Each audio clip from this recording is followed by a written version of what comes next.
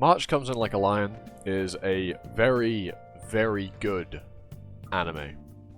Whether or not it's enjoyable is a completely different thing.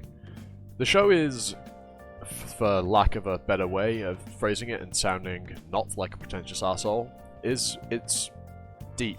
It's got a lot to unpack, a lot of really, really good developed characters that have real issues, reflect real life issues, and all in all, it's a really beautiful show.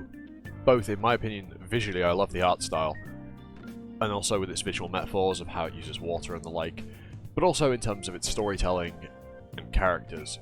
Now, if you don't know, March Comes In Like a Lion is technically a shogi anime. It's based on the Japanese game shogi, which if you don't know is effectively more complicated Japanese chess, for simplifying it a bit too much. But even if you don't know anything about shogi, or don't care about shogi, that's fine, because I know nothing about shogi, and honestly don't really care about shogi, and I still got a hell of a lot out of this anime because the shogi is very much just a side thing. It's not the core premise of what this show's about. Yes, it's very prevalent throughout the story, and almost all the story beats revolve around it. However, the shogi itself isn't what you're here to watch. It's not like a sports anime where, you know, this was like a shogi sports anime where you're following this main character journey up and become the best shogi player ever. That isn't what this is. This is a story of a kid dealing with a hell of a lot and coming to terms with what's going on in his life, himself, and, you know, everything around him.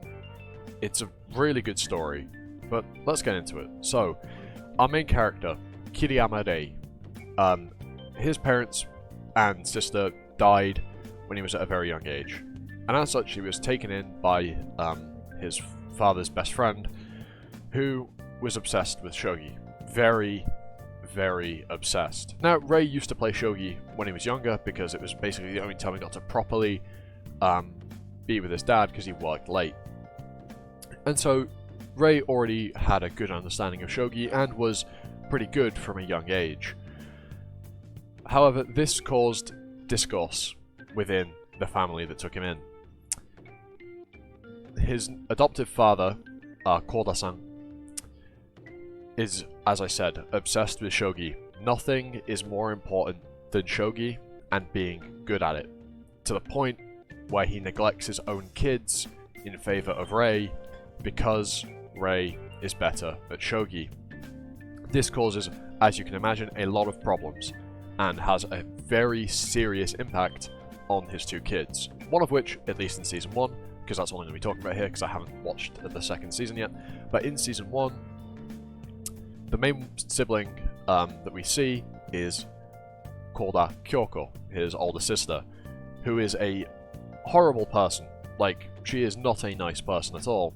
However, you can understand how she'd end up like this, and she makes horrible decisions, both for toward other people, but also in terms of making her life worse and better. But she herself doesn't understand herself. There are a lot of things that she struggles with, and she does definitely have resentment toward Rei and her own father.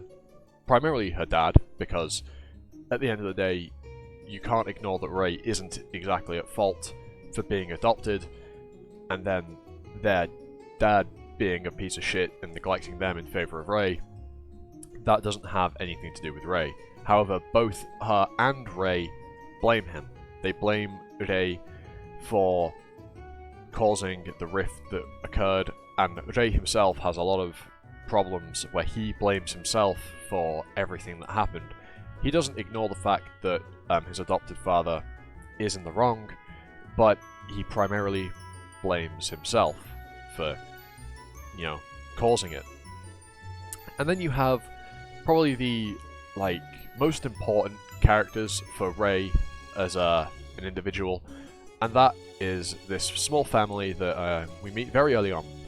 I fail to remember their last names, so I'm just going to call them by their first names. So we have Akari, the eldest sibling, Hina, and Momo, as well as their grandfather, and also their aunt shows up later on.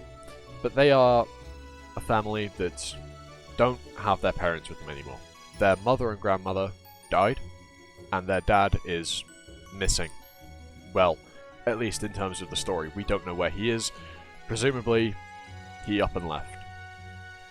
But we don't exactly know why. At least, not yet. Again, this is just purely Season 1 stuff. This show, and well, let's not skip ahead. Let's keep talking about this family. They are very nice to Rei. They welcome him in, give him meals, treat him as basically a part of their own family. But it's not in the same way as how the Korda family did. They act effectively as foils to his previous family, as they act as a very similar role, but handle it in a very different way. And an analogy that is used much later on is that family is like a kotatsu. When you get in, it's very warm, and you don't want to get out. But when you do, everything on the outside is so much colder. And that will become relevant if you watch the show, which I highly, highly recommend you do. Like, this show is brilliant. It is truly fantastic, and if you've, like, heard of it, been recommended it, but haven't given it a go yet, I highly implore you to go check it out. And if the art style isn't for you, which I can understand why it wouldn't be, because when I initially watched it a while ago, because I came back to rewatch it recently, I was put off by the art style. Now I actually think I quite like the art style, but that may be because I've gotten used to it after watching, 22 episodes, which is how long the first season is, and how long the second season is as well. So you're in for a bit of a long haul if you want to watch this whole series, but I highly recommend you do, because it is just brilliant. It's fantastic, and I'll probably have a lot more to say when I finish watching Season 2. So, with all that said, if you like this video, leave a like, comment, sub. You can hit the notification bell if you want, the usual YouTube thing, and you can always change your mind later on. And with all that said, I've been Animosity, you've been you, and hope to see you next time in the video. Ta-ta, for now.